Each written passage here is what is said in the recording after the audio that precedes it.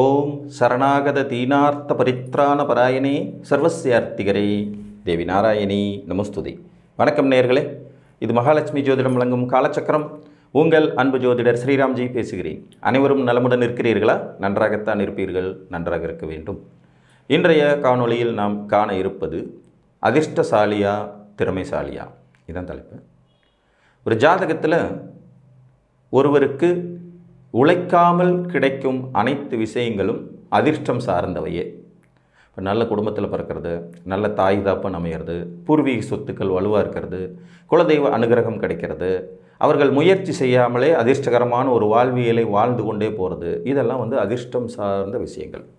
இதை தீர்மானிக்கிற வீடுகள்ங்கிறது 1, 5, 9 ஜென்மம், அனுஜென்மம், திரிஜென்மம்னு சொல்லக்கூடிய திரிகோண ஸ்தானங்கள் உங்களுடைய அதிர்ஷ்டங்களை தீர்மானிக்கும்.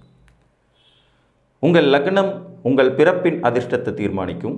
5ஆம் இடம் என்பது பூர்வ புண்ணியத்தை தீர்மானிக்கும். போன பிறவியில் என்ன பண்ணிட்டீங்க அப்படிங்கிறது, என்ன செய்துவிட்டு இந்த பிறவியை அனுபவிக்க பிறந்திருக்கிறீங்கிறத தீர்மானிக்கும். 9ஆம் இடம்ங்கிறது உங்களுடைய பாக்கியம், அதிர்ஷ்டங்கள் பூராத்தையுமே தீர்மானிக்கும். ஸோ ஒரு மனிதன் அதிர்ஷ்டசாலியாக இருக்கிறாரா அப்படிங்கிறதுக்கு இந்த 1, 5, 9ஆம் அதிபதிகளின் வலுவை அறிய வேண்டும். அதிர்ஷ்டமெல்லாம் ஒன்றும் இல்லை, டேலண்ட்டு தான். திறமையினால் வாழ்க்கையில் முன்னுக்கு வர்றவங்க, படிப்படியாக கஷ்டப்பட்டு, இளமை காலம் எவ்வளவு சோதனையானதாக இருந்தாலும் படிப்படியாக கஷ்டப்பட்டு அடுத்த கட்டம்னு நகர்ந்து முன்னுக்கு வர்ற வீடுகளை 4, 7, 10ஆம் இடங்கள் குறிப்பிடும்.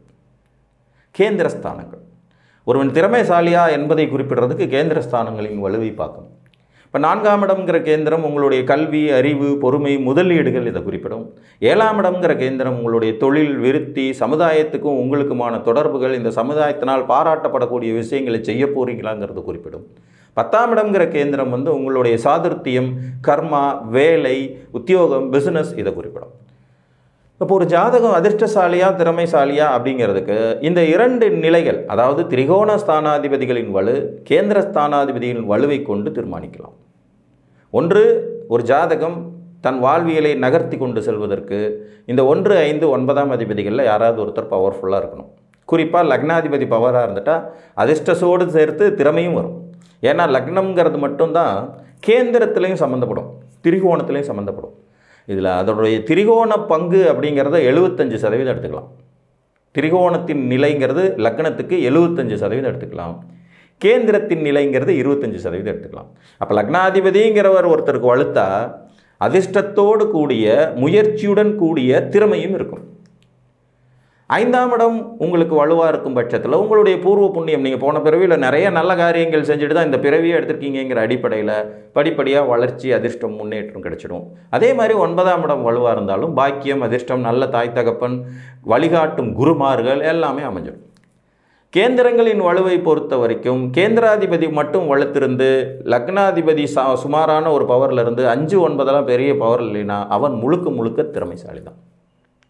தன்னுடைய கடின உழைப்பினால், கல்வியினால், உத்தியோகத்தினால் அல்லது தொழிலினால் வாழ்க்கையில் முன்னுக்கு வருவாங்க. 2ம் வலுத்தவன் பேரதிர்ஷ்டசாலி. லக்னம் 5, 9ஆம் இடமும் நல்லா இருக்குது, 4, 7, 10ஆம் இடங்களும் நல்லா இருக்குது. குறைந்தபட்சம் இதில் 2 கிரகம், அதில் 2 கிரகம்னு ஒரு 4 கிரகங்கள் பவர்ஃபுல்லாக இருக்குது. இப்போ ஒரு உதாரணம் எடுத்துக்கலாம். இப்போ ஒரு கும்பலக்ன ஜாதகம், லக்னாதிபதி சனி லக்னத்திலேயே ஆட்சியாக இருக்கார். அப்போ லக்னாதிபதி வலுத்து விட்டார். 4 5 புதனும் சுக்கிரனும், இவங்க 2 பேரும் இணைஞ்சு 4ஆம் இடத்துலேயே 5ஆம் இடத்துல இருக்காங்க.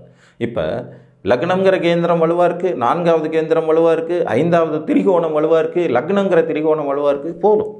இப்போ இந்த ஜாதகர் அதிர்ஷ்ட வாய்ப்புகளும் பெற்றவராக இருப்பார், திறமைசாலியாகவும் இருப்பார், கல்வி கொண்டவராகவும் இருப்பார், அதன் மூலம் வாழ்க்கையில் முன்னுக்கு வரவராகவும் இருப்பார்.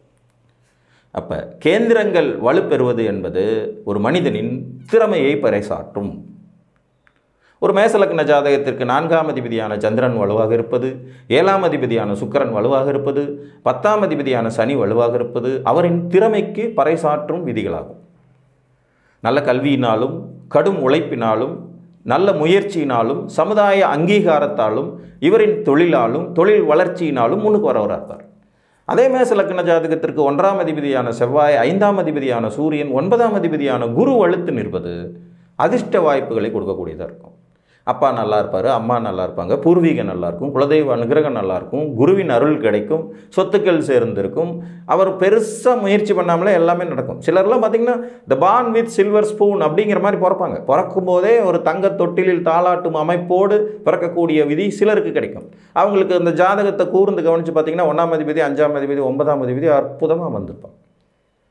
அப்போ அந்த 1, 5, 9ஆம் அதிபதிகள் வலுப்பெற்ற நிலையில் ஒருவன் அதிர்ஷ்டசாலி ஆகிறான். 4, 7, 10ஆம் அதிபதிகள் வலுப்பெற்ற நிலையில் ஒருவன் திறமைசாலி ஆகிறான். இந்த 4ஆம் அதிபதி, 7ஆம் அதிபதி, 10ஆம் அதிபதி மோஸ்ட்லி நண்பர்களாக இருக்க மாட்டாங்க. ஏதோ ஒரு சிலர் மட்டும்தான் நண்பராக வருவாங்க. இப்போ உதாரணமாக ஒரு ரிஷப லக்னத்துக்கு 4ஆம் அதிபதினு எடுத்துக்கிட்டிங்கன்னா சூரியன், அவர் ஒன்றும் சுக்கரனுக்கு பெரிய நண்பர்னு எடுத்துக்க முடியாது. 7ஆம் அதிபதியாக எடுத்துக்கிட்டோம்னா செவ்வாய், அவரும் சுக்கரனுக்கு பெரிய நண்பர் கிடையாது. ஆனால் 10ஆம் அதிபதி சனி நண்பராக இருப்பார். ஆக கேந்திரத்தின் அதிபதிகளில் ஒருத்தர் தான் நல்லவராக இருப்பார். கேந்திரத்தின் அதிபதிகளில் ஒருத்தர், ஒரு சிலருக்கு தான் 2 பேர் நல்லா இருக்கிறதுக்கு வாய்ப்பு இருக்கும். ஆனால் திரிகோணாதிபதிகள் எப்போவுமே நண்பர்களாக இருப்பாங்க. நீங்கள் எந்த லக்னம் எடுத்தாலும் திரிகோணாதிபதி உங்கள் நண்பன் தான். கெடுதல் செய்கிறவராக இருக்க முடியாது. அவருக்கு இன்னொரு கெட்ட ஆதிபத்தியம் இருந்தாலும் கூட அந்த நல்ல ஆதிபத்தியமே உங்களுக்கு சிறப்பாக வேலை செய்துவிடும். இப்போ சில லக்னங்களுக்கெல்லாம் திரிகோணாதிபதிக்கு ஒரு கெட்ட ஆதிபத்தியத்துக்கும் வருவார். இப்போ கடக லக்னத்தை எடுத்துக்கோங்க, மகர லக்னத்தை எடுத்துக்கோங்க. மகர லக்னத்துக்கு பாக்கியாதிபதியாக வரக்கூடிய புதன் 6ஆம் வீட்டுக்கும் அதிபதியாக வருவார்.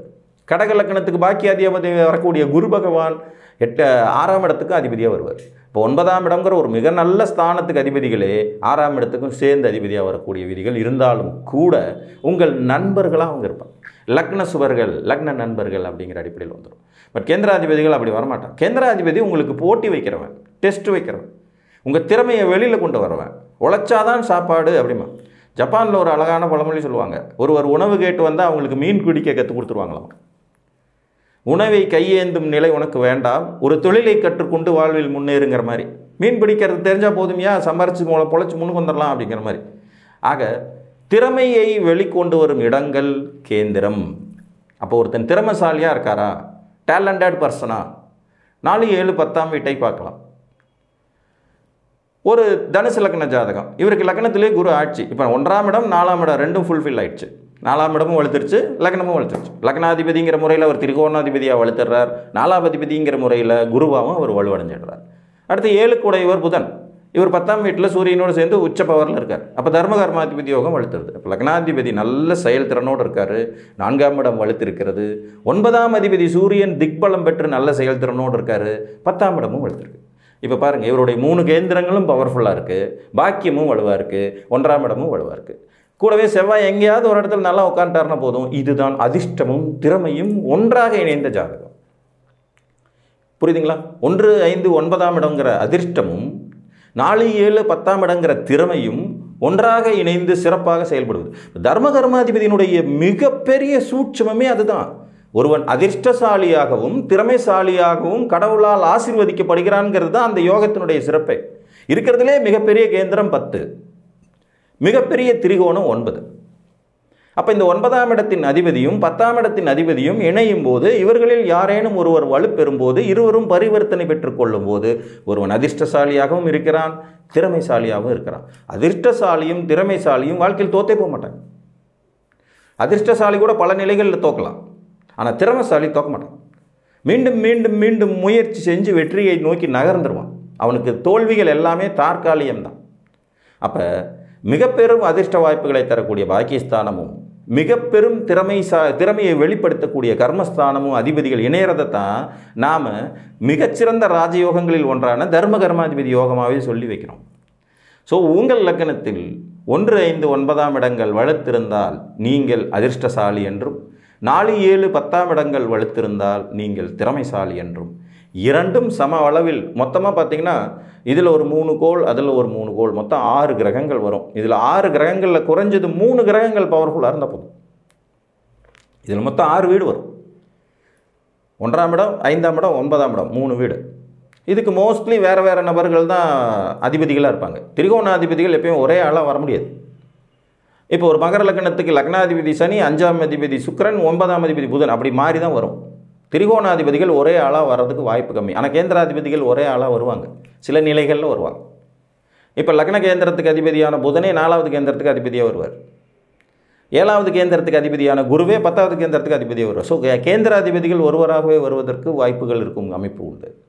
அப்போ ஒரு 3 கிரகங்கள் இந்த 6 வீடுகளின் அதிபதிகள் 1, 5, 9, 4, 7, 10 இந்த 6 வீடுகளின் அதிபதிகளில் 3 பேர் பவர்ஃபுல்லாக இருக்கிறவன், வாழ்க்கையில் கொடுத்து வச்சவன், அவனுக்கு தோல்வி இல்லை. எப்படியும் கிடைக்க வேண்டியது கிடைச்சு கொண்டே இருக்கும். அடுத்த கட்டம் அடுத்த கட்டம் அடுத்த கட்டம்னு படிப்படியாக நகர்ந்து ஒரு சராசரி வாழ்க்கைக்கு மேம்பட்ட வாழ்வியலை அனுபவிக்கும் அதிர்ஷ்டமும் திறமையும் கொண்டவராக இருப்பான். அது எதுவுமே இல்லையா, தர்ம கர்மாதிபதி உங்களுக்கு பர்ஃபெக்டாக ஒர்க் அவுட் ஆனால் போதும்.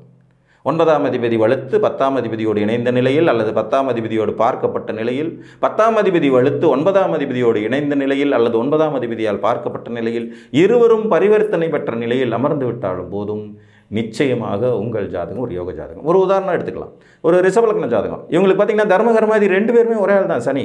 இப்போ இந்த சனி பகவான் லக்னத்தில் இருந்தாலும் சரி, 7ஆம் இடத்துல இருந்தாலும் சரி, 6ஆம் இடத்துல உச்சமாக இருந்தாலும் சரி, 9ஆம் இடத்துல ஆட்சியாக இருந்தாலும் சரி, 10ஆம் இடத்துல ஆட்சியாக இருந்தாலும் சரி, இது ஒரு அதிர்ஷ்ட ஜாதகம். இவங்களுக்கு அந்த தசை நடப்புக்கு வரும்போது வாழ்வியலில் எல்லா நன்மைகளும் கிடைத்துவிடும் அப்படிங்கிறது நிதர்சனமான உண்மையார். புரியுதுங்களா? ஸோ தர்மகர்மாதிபதி யோகத்தின் சூட்சுமமே ஒருவன் அதிர்ஷ்டசாலியா திறமைசாலியா என்பதை தீர்மானிக்கும். 1, 5, 9 வலுத்தவன் அதிர்ஷ்டசாலி, 4, 7, 10 வலுத்தவன் திறமைசாலி என்று கூறி மீண்டும் ஒரு காணொலியில் உங்களை வந்து சந்திக்கும் வரை உங்களிடமிருந்து அன்புடன் விடைபெற்றுக் கொள்வது உங்கள் அன்பு ஜோதிடர் ஸ்ரீராம்ஜி. நன்றி, வணக்கம்.